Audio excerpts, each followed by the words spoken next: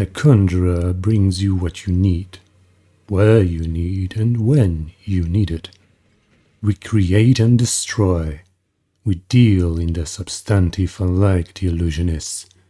We bind allies and minions stronger than any necromancer, shape the world better than any transmitter, strike deals without the use of cheap enchantments.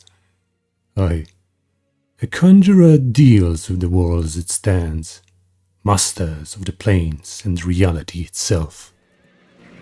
Welcome, travelers. Welcome, welcome. Please come in and make yourself at home. Casual Dumpling here, and today I have something very special for you. I have a Conjuration Build, a full Conjuration Build. I wasn't expecting this to work. During the open beta, the Hydra was heavily nerfed. Before that, the Ice Blades were heavily nerfed, and the only really useful spell at the moment, at least it seemed to me that way, is Lightning Spear. At least that's what I thought.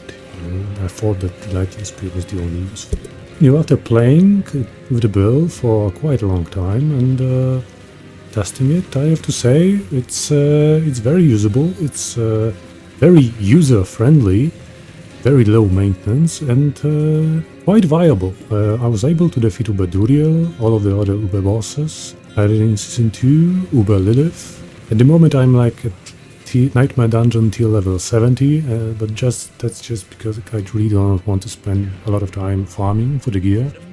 I'm still using gear on the Sorcerer from my other build, my burn builds. As for the challenges, I have to warn you, you have to look at the build and the synergies and the overall way you're building a character a bit differently compared to other characters. Because the Sorcerer in particular, the developers are trying to force you in a certain playstyle. They want you to make a choice. Do you want to play fire? Okay, we'll give you a lot of options to supplement your fire damage. Do you want to play shock? Okay, go ahead. Do you want to play ice? Okay, go ahead. And it seems that there should be a fourth option for people who want to combine all of those elements, but there are actually very few options available for us. The only one which I can think of is one glyph in the Paragon Board. Other than that, everything else is trying to pigeonhole you into one element. So that is why when we are trying to scale our damage, we have to look for global modifiers like critical hit chance and critical hit damage, vulnerable damage, damage to enemies under certain conditions, whether it be crowd control or stunned or even slowed, whether it's damage to burning enemies. We have to, because otherwise if we do not do it, we're gonna lose a lot of damage, because for example our Hydra will deal more damage, but then our Ice Blades won't be as effective, So it's important to always keep that in mind and to think about it when you're making and playing this character. But that's just a short introduction. Now I'm gonna go and talk a little bit about the build, and in the background you're gonna probably see some footage from either like Hell Tides, the Seasonal Zone, or Uber Lilith or Nightmare Dungeons. Not really sure in which order I will put in, but it's really something you can watch on while I describe and talk about the build. So anyway, let's get into it. Okay, so let's start from the very top. Let's start with the skill tree. And surprisingly, the top of the skill tree will be the part where we will spend the most time discussing the skills. First of all, you will notice that I have 1 point into Firebolt. That is intentional. I'm not going to use it. I'm just putting it at this point here so I can use it as an enhancement. And I use it because all of our damage is a direct form of damage, so it will proc all the time. And I want to have the enemies under the effect of burning, because then through other Paragon options or items options we'll be able to apply and deal additional damage to burning enemies and receive reduced damage from burning enemies. So that is why I have it here. As for the other enhancement, I'm going for the Ice Blade enhancement to have more Ice Blades on the field, but you could also go put 1 point into Frost Nova to allow your minions, your summons, to proc Frost Nova. I was using it, I was testing it, but unfortunately it doesn't happen very often, so I decided to, you know what, I'm not noticing much of a difference, so I'm just going to go for Ice Blades, and I'm going to have more fun with a lot of Ice Blades, so that's why I have it here. You could also go for Fireball if you want to explode some enemies. This will allow you to kill the weaker enemies, they will blow up, and they will deal a lot of damage to the elite enemies. So there are really a lot of interesting options here, but I'm going strictly with Fireball and Ice Blades. Now, let's talk about the basic skill which you can use. I would say the choice is either between Arclash or Spark. Most people will definitely choose Arclash. That is because it deals, at least it feels like it deals more damage in a wider area. It allows you to stun your enemies. It allows you to reduce your cooldown so you can spam more Ice Blades and Lightning Spears and your other skills. So I would say this is the more straightforward and probably the better option. I personally prefer to go with Spark, and there are multiple reasons for that. First of all, it will increase my critical hit chance, which will scale damage of all of my conjuration abilities. It allows me to attack really fast, which I like personally, and it allows me to zap enemies from distance, so I can, don't have to think so much. I can just stay outside of enemies' range, hold that mouse button press, and things just die. And it also allows me to stun enemies really fast. Moving to core skill, I'm not choosing any of the core skill abilities. I put 2 points into potent wording just because I had 2 points left. It's nice additional survivability. We're going to be using all of our skills, so we're going to be getting a lot of all different kinds of resistances. But it's not really that really necessary, because we do have, as a sorcerer, have a lot of resistances anyway. So that is just like an icing on a cake. As for defensive options, I'm going for the Flame Shield, just because it's such a useful tool. It allows you to ignore so many mechanics. You can just, relax and stand in all different area of effects, stand in crowd control. You don't have to worry about it. You just pop that ability and you're golden. The other skill which I'm taking is Teleport, just because I cannot imagine playing a sorcerer without Teleport. It's just such a fun and useful ability to use. Great tool to have in your belt. I love it. It's extremely good in Diablo 3. Very snappy, it has a long range, so great ability overall. As for Conjuration, the meat and bread and butter, or should I say maybe, of the build, I'm going full Hydra, full Ice Blades and full Lightning Spear. We put 5 points into here, and then we get another 4 points from the helmet and 3 points from the necklace. That is why I have 12 points here. With certain aspect, you can pump it up to 15 points, so quite a lot. As for Hydra, I'm going for the invoked Hydra, because we will be critting a lot through our basic attacks, so because of it, our Hydra will be also getting a very big critical hit chance buff. Very nice ability to have, and this will pair really well with our key passive. As for Ice Blades, I'm going for the summoned Ice Blades, so this way they will reduce the cooldowns of my other abilities, mainly Flame Shield and Teleport and Lightning Spear. So you could go for invoked Ice Blades, but I personally do not think it's worth it. The difference in damage is negligible. Lightning Spear, probably the coolest of the abilities. Very high amount of damage, very useful spell to have. You pop it up, it just zaps around the screen, killing everything. Extremely fun ability to have. Really recommend it. I'm going for Invoked Lightning Spear, just so I could stun my enemies whenever I crit them. I don't really like Crackling Energy anyway, so that's just a no-brainer for me. But if you like Crackling Energy, then maybe Summoned Lightning Spear will be better for you. I'm also putting 3 points into Precision Magic to get the very large 15% lucky hit chance bonus, which is great. This will allow us to stun our enemies a lot, so great to have. Align the elements, 3 out of 3 here, nice amount of damage reduction, this will keep us alive. And Conjuration Mastery, this is great because we're gonna have like 2 Hydras at all times on the field. Usually around 2 Ice Blades and 1 Lightning Spear zapping around the battlefield, so like 5 summons, so 3% per summons around. 15% of increased damage at all times. So really great. I think it's a very valuable node to have. From skill mastery, I do have like 4 points here, but that's from my pants. Sorry about that. I couldn't find another pair of pants, but I did not put any hard points into Firewall. 1 point into static discharge, but only to get into shocking impact. This will allow us to deal additional damage to stunned enemies, and we will be stunning enemies all the time, so that is a great source of additional damage. In the ultimate skills, I'm only going for the passive 1 point into corrosive currents to get to the electrocution. We'll be critting all the time, so we're going to receive 15% less damage from those enemies, which is great. And convulsions will give us a chance to stun our enemies when we are dealing shock damage to them. So very good to have. Yeah, it pairs really well with the previous options in our skill tree. As for the key passives, I think it depends entirely on your playstyle.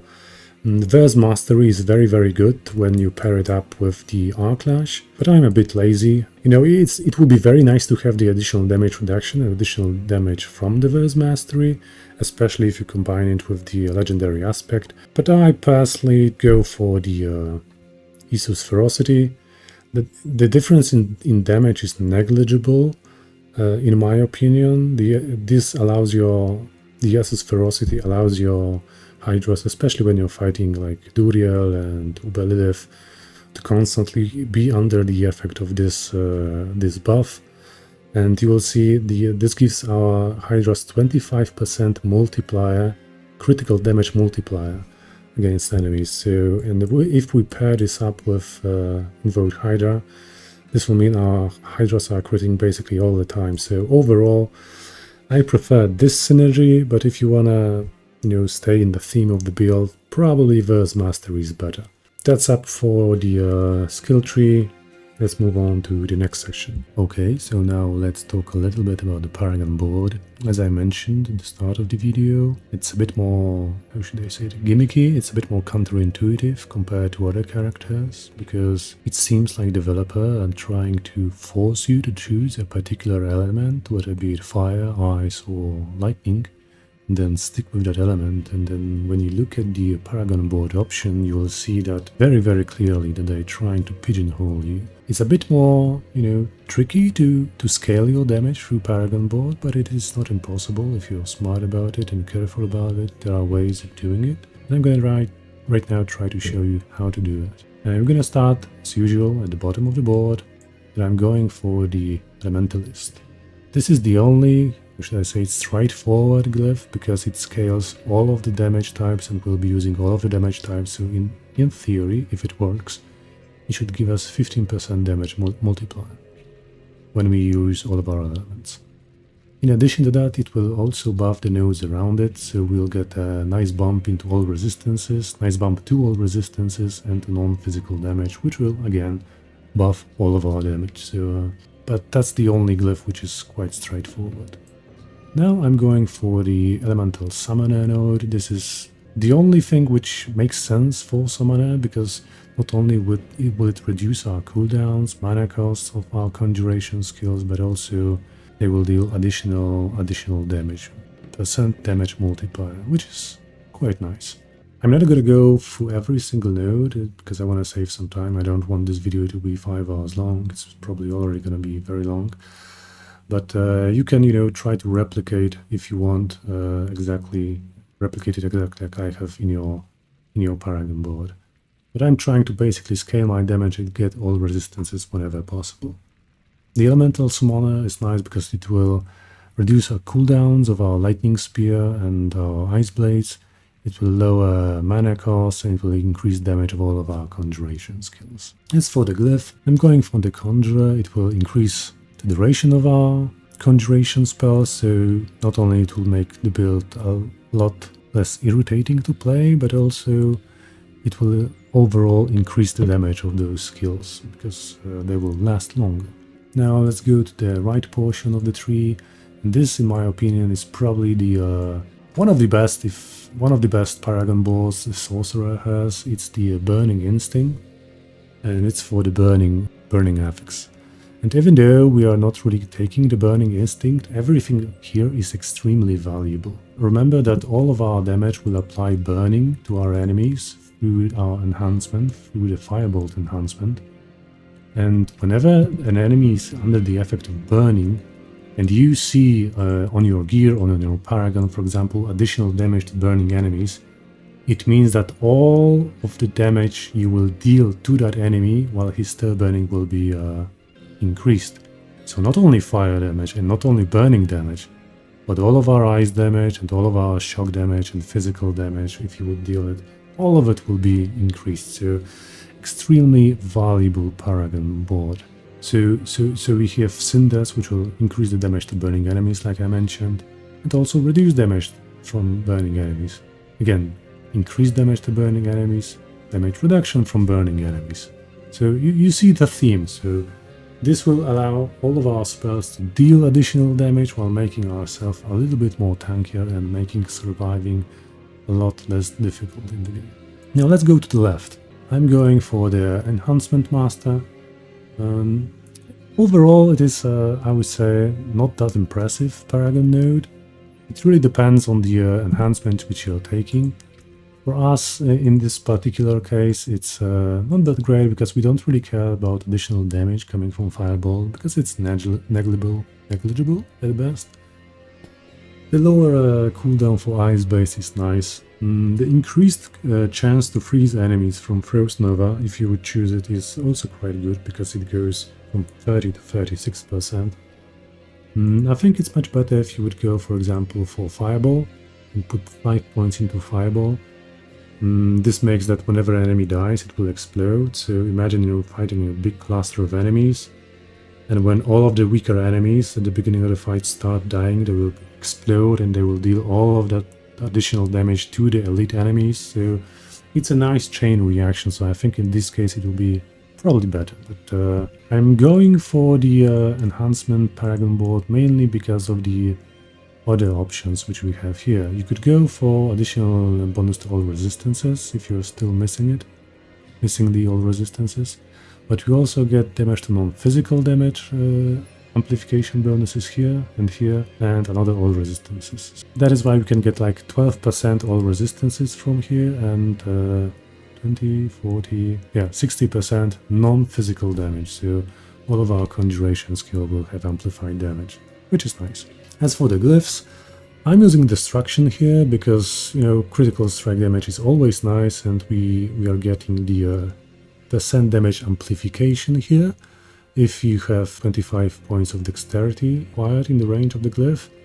However, it's I'm using it because I was fighting Ubelilith with it, so it was quite easy to stack this. But when you're doing open world activities, when you're not fighting Ubeduriel, Ubelilith, etc., when you're just running Nightmare Dungeons, Hellties, or the Seasonal Zone, I think it would be much better to switch it to Aspect of Control, to Glyph of Control, because, as I mentioned multiple times in this video, we'll be stunning enemies a lot, we'll be freezing them a lot, so they will always get the additional damage against crowd control enemies, but on top of that they will get 20% damage multiplier to stunned or frozen, which is really good. So I would go for the control if you're doing open world activities, and destruction if you're fighting with bosses, fighting against bosses. And the last couple of points I decided to spend on the Frigid Fate skill tree. Frigid Fate Paragon board. This will give us another global multiplier to our vulnerable damage, which is really nice.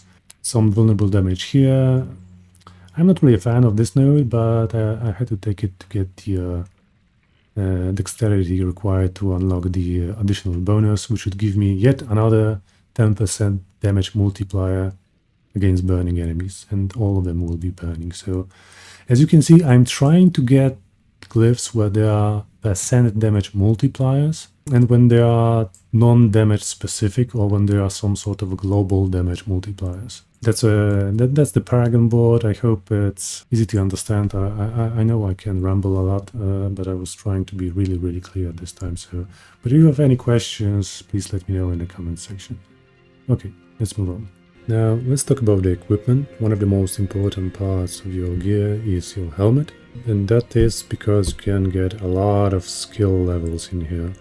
As you can see, I was able to get a nice helmet with cooldown reduction, and originally this helmet had like additional ranks to 2 out of those 3 conjuration skills, and I was fortunately able to roll it into the 3rd one, so we're getting ranks to Hydra, lightning spears and ice blades, so very nice to have. Try to get that kind of helmet. As for the aspects, go for the might aspect, which will reduce your damage when you cast basic skills, and we do that all the time. Next, going for the chest. Try to get a defensive chest just to stay alive, life, total armor, some damage reduction, whatever you choose. It might be tempting to go for some offensive options here, but I don't really feel like I lack damage. Definitely try to get a defensive options here. As for the aspect, I'm going for the ever-living aspect, which will reduce damage I take from the enemies who are crowd control or under the effect of vulnerable, and we do have an option of applying the vulnerable damage to all of our enemies. When it comes to the gloves, I'm having frostburns equipped, but they're not mandatory. They don't make or break the build. I just use them because I don't have any good pair of gloves. I would much rather have a pair of gloves with attack speed, crit chance, lucky hit chance, and then additional modifier here. And then I would be able to put another aspect, but unfortunately, you know, I wasn't able to find a good pair of gloves, and I didn't really have that much time to farm. So, but to be honest, the frostbones are quite nice because they will allow you to freeze your enemies, and that's a form of crowd control, and we will deal more damage to enemies under the effect of crowd control. So, but and as I said, that's just try to find a pair of gloves with like crit chance, attack speed, and lucky hit chance, and you'll be golden. As for the pants, I do have the disobedience aspect here, which is really nice, which will pump our armor. And I'm also trying to go for all defensive options here. As you can see, I'm having ranks of fireball here. That's because some of these items are from my previous build, from my burn build. So, but you can do either the 4th defensive option here, or maybe try to put something more useful. Yeah, but that's really up to you. As for my boots, again, these do not make or break the build, they are not mandatory. This is a unique pair of boots, Isus Heirloom. I just didn't have anything better lying in my inventory at that moment. But truth be told, they are quite nice pair of boots. I do miss the amount of additional charges the normally boots give you, but this one will make you run really fast after you cast your dodge, so that's great. And in addition to that, they'll give you a lot of critical hit chance and critical hit damage. So, you know, very good offensive pair of boots. As for the amulet, I'm trying to go for something offensive here. I do have additional percentage intelligence, damage. Very important are the ranks for conjuration, so try to get that. My aspect is Ancient Flame. That's because as I said, I really like Essus Ferocity. I mostly was using it while I was fighting Uber Lilith. In the open world, you will not have a lot of opportunities to use it. So I would probably exchange it for the aspect of control, which will give us a lot of additional percentage damage modifier against immobilized, stunned or frozen enemies, and will be stunning enemies like there's no tomorrow. We will be freezing them when you have like the pair of frostburns, or maybe when you're using the Frost Nova enchantment. I would definitely I'm sorry. Not this one, not this menu. I would definitely switch it for aspect of control. As for my rings, I'm trying to go for general offensive options, so trying to scale my crit chance, crit damage, vulnerable damage, and go for life. I really like life and rings. I'm also using the inner calm aspect in here, and that's because I was fighting Uber Lilith. I think aspect of the splintering energy is great. You will spawn 50% of the time, you will spawn additional lightning spear, and lightning spear just rips, it shreds so hard. So when you spawn another one, it's truly glorious. So I would probably switch it for that, or maybe go for the conceited aspect, you know, which would allow you to have additional damage while you have a barrier. Then you could switch Flame Shield for Frozen Armor, or maybe you're running Temerity with Frozen Armor. You know, there are a lot of options. So I was using the Inner Calm because I was fighting Uber-Lilith.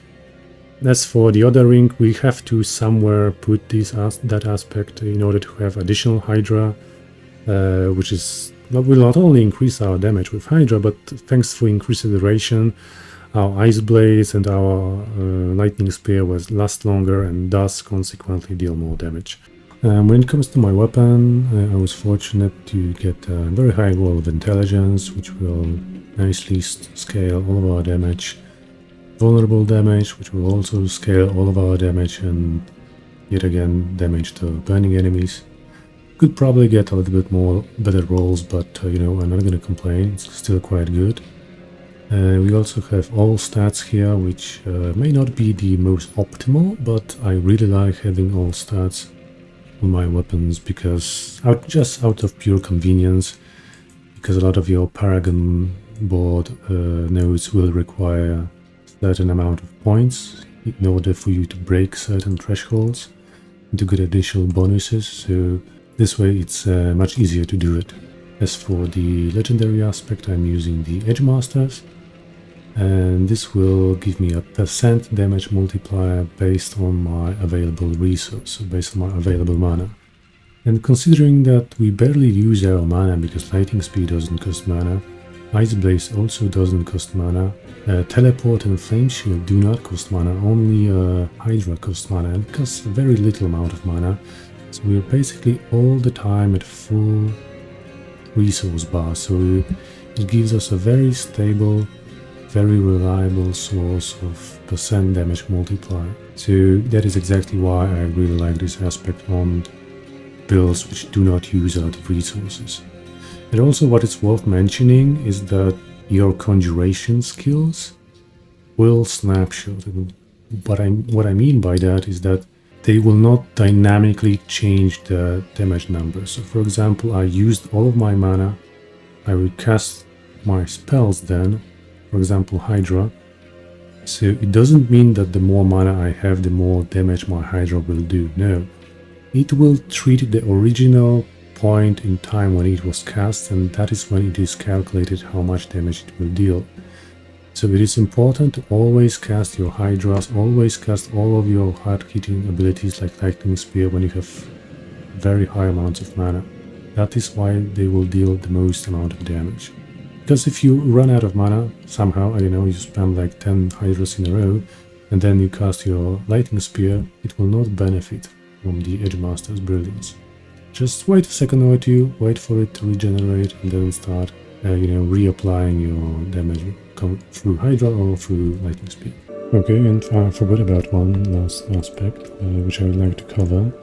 It's the Battlecaster's aspect. Well, through a lucky hit chance, allow your hits generated by your conjuration skills to up your ranks of conjuration skills up to +3. So, I don't know, it seems really good, but I suspect, because I have no way of testing it, because they did add the battle dummy, but it doesn't work that well. You're unable to attack the dummy with the conjuration spells or with your minions or companions when you're playing a druid, so it's, they added it, but it still needs other works. It's my suspicion that it works the same way as conjuration skills work with the Edge Masters aspect. So what I mean by that they snapshot. So let's look at the scenario when I cast my Hydra when it was level 12, and then through all of those lucky hit chances which happened during the fight, it's now level 15, but it will still fire as a level 12 Hydra until I cast it again.